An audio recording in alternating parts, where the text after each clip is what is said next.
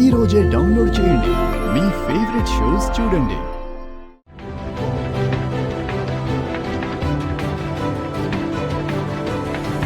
అంతెందుకు, అమ్మ నిన్ను ఎలా చూసుకుంటుందో ఈ ఆశ్రమంలో ఉన్న పిల్లలందరినీ అలాగే అంతే సమానంగా చూసుకుంటుంది కదా. అవును తాతయ్య, ఆ విషయంలో అమ్మ చాలా గ్రేట్. ఇక్కడున్న అందర్నీ నాలాగే చూసుకుంటుంది. అక్కల్ని అన్నల్ని కూడా అమ్మ తన పిల్లల్లాగే చూస్తుందన్నమాట. ఆ ఇల్లు నాకు చాలా బాగా నచ్చింది తాతయ్య. అన్నయ్యలు అక్కలు కూడా బాగా నచ్చారు.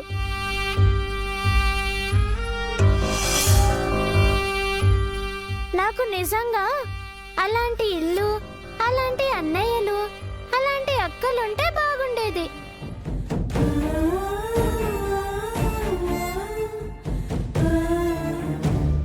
అయ్యో తల్లి, అది నీ ఇల్లేనమ్మా. వాళ్ళు నీ వాళ్లే. లవకుశలతో సీతమ్మ తల్లి అయోధ్యకు దూరంగా అడవిలో ఉన్నట్టు మీ అమ్మ మీ నాన్నని, మీ అక్కల్ని అన్నల్ని ఆ ఇంటిని వదిలి నీతో ఇక్కడ అజ్ఞాతవాసం చేస్తుందమ్మా. ఈ కష్టాలు ఇంకెన్నాళ్ళు?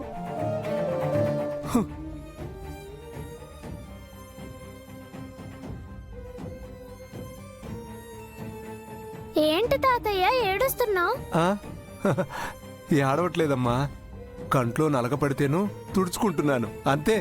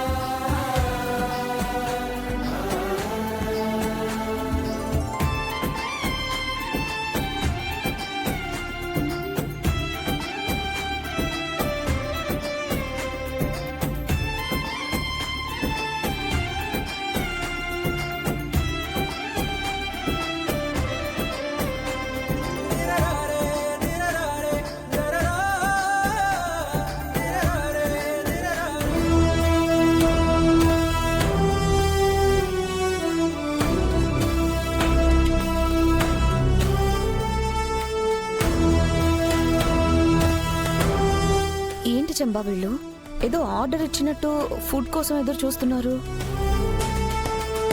అదే నాకు అర్థం కావట్లేదు. నువ్వు ఆర్డర్ ఇస్తానంటే వద్దన్నారు.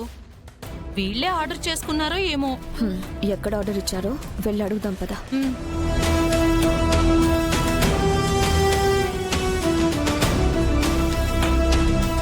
ఏంటి మీ తిండి మీరే తింటా ఉన్నారు, ఇంకా ఎవరి కోసం వెయిట్ చేస్తున్నారు? ఎక్కడైనా ఫుడ్ ఆర్డర్ చేశారా? చేశాం, కాసేపట్లో ఫుడ్ వస్తుంది. ఏ హోటల్లో ఆర్డర్ చేశారు? హోటల్లో కాదు, ఆశ్రమంలో ఆర్డర్ చేశాం. ఆశ్రమంలోనా? ఏ ఆశ్రమంలో? బుజ్జముండ ఆశ్రమంలో.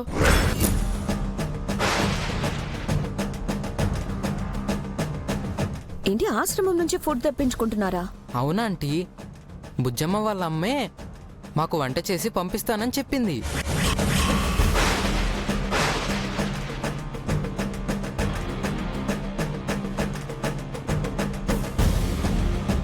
బుజ్జమ్మ వాళ్ళమ్మ, అసలు మీకు బుద్ధుందా? ఈ విషయం మీ డాడీకి తెలిస్తే ఏమవుతుంది? మిమ్మల్ని మీ డాడీ తిడతారు. ఎందుకు తిడతారు? ఇంటి భోజనం కాదని, హోటల్ ఫుడ్ వద్దని పోయి ఆ ఆశ్రమం ఫుడ్ తింటారా ఏంటి? ఏ అది తిండి కదా, మేం తినకూడదా? ఈ యాదమ్మ కంటే బుజ్జమ్మ వాళ్ళమ్మ 100 రెట్లు వంట బాగా చేస్తుందని మా అంజు చెప్పింది.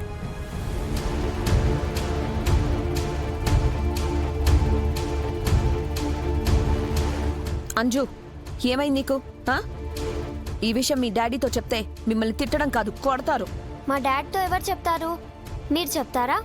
చెప్పండి, మేం కూడా మా డాడ్తో చెప్పాల్సినవన్నీ చెప్తాం.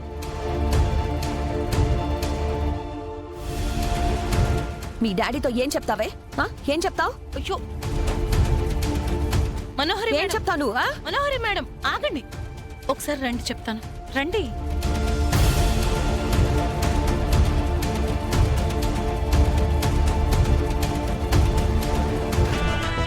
మనోహరి, మనోహరి, నీకు అసలు బుద్ధుందా? పోయి పోయి ఆ అమ్మాయితో గొడవ పడతావేంటి? లేకపోతే నన్నే ఎదురిస్తుందా? అదెంత, దాని వయసు ఎంత? వయసు ఎంతైనా అది అచ్చం నీలాగే ఆలోచిస్తుంది, నీలాగే మాట్లాడుతుంది. ఆ పిల్ల బెడిసి కొడితే మొదటికే మోసం వస్తుంది. అంతగా ఏం చేస్తుంది అది? నా వంట బాగోలేదని, నీ ఇష్టానికి నువ్వు అజమాయిషీ చేస్తున్నావని చెప్తుంది.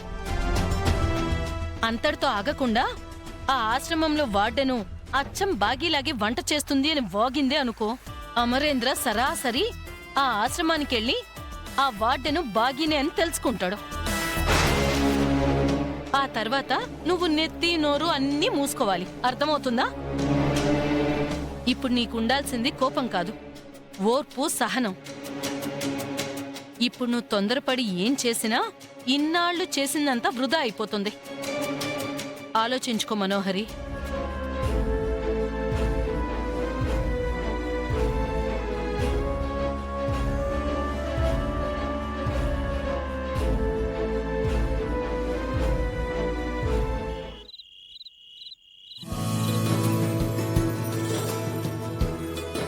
బాబాయ్, అమ్మా, వంట అయిపోయింది, తీసుకెళ్లి పిల్లలకి ఇచ్చేయండి. వాసన గుమగుమలాడిపోతుందమ్మా. నోట్లో నీళ్లు ఊరిపోతున్నాయి. అయ్యో కూర్చోండి బాబాయ్ గారు, అన్నం వడ్డిస్తాను, తినేసి వెళ్దురు గాని. ఇప్పుడు వద్దమ్మా. అక్కడ పసిబిడ్డలు ఆకలితో ఎదురు చూస్తూ ఉంటారు. వాళ్ళకిచ్చొచ్చినాక తింటానమ్మా. సరే బాబాయ్ గారు. సరే, నేను వెళ్ళొస్తాను. బాబాయ్ గారు, ఏంటమ్మా? ఇవి ఇవి నేను చేసినట్టు. చెప్పనమ్మా, నాకు తెలుసు కదా. వెళ్ళొస్తానమ్మా.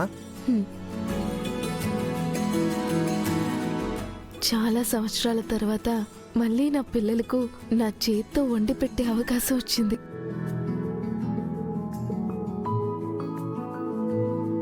అమ్మా, ఏంటి బుజ్జమ్మా? నువ్వు వాళ్ళ కోసం వంట చేసి నా గురించి మర్చిపోయావు. నీకేం కావాలి? ఇందాక నువ్వు చేసిన వంటలే కావాలి. ఆ స్మెల్ చూస్తుంటే నాకు కూడా నోరూరిపోతుంది. నాకు మళ్ళీ అన్నం పెట్టవా? దానికేముంది, ఇప్పుడే తీసుకొస్తాను. ఉం?